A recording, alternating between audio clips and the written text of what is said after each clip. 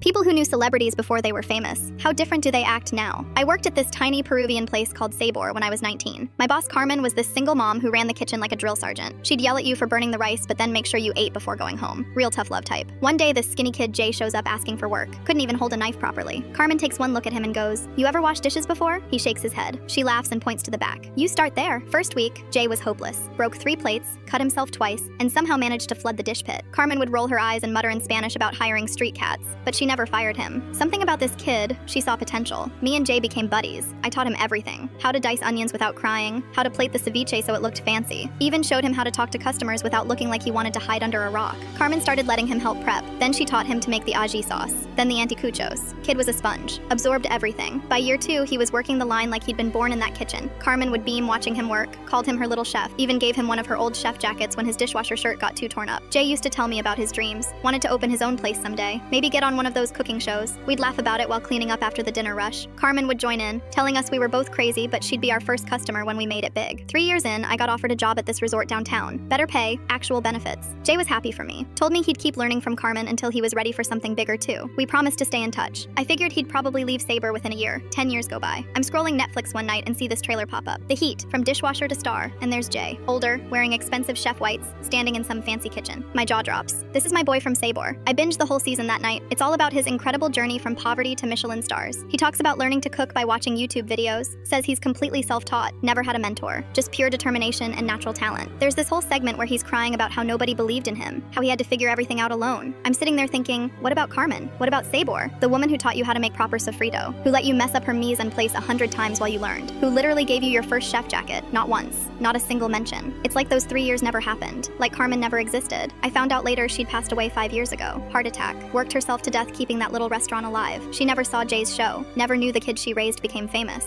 I couldn't let it slide. Sent him a message on Instagram. "Hey man, congrats on everything. Amazing to see how far you've come. Just wish Carmen got a mention. She'd be so proud." Message gets delivered. He reads it. Nothing. Radio silence. I try again a week later. "Dude, it's Diego from Sabor. Remember me? We used to work together." Still nothing. This guy who used to tell me everything won't even respond to a simple congratulations. Month later, I get this package in the mail. No return address. Inside is a check for $20,000 and a yellow sticky note. Just says for the coat. That's it. No letter. No explanation. Just money and a reference to that old chef jacket Carmen gave him. I stared at that note for an hour. 20 grand is serious money. Could pay off my car, help with my kids' college fund. But taking it felt wrong, like he was buying my silence. Like Carmen's memory was worth $20,000 and a post-it note. I framed the sticky note, hung it right next to a picture of me, Jay, and Carmen from his last day at Sabor. 3 of us covered in flour, laughing about something stupid. Carmen's got her arm around Jay's shoulder like he's her own son. The check is sitting in my desk drawer. Still haven't cashed it.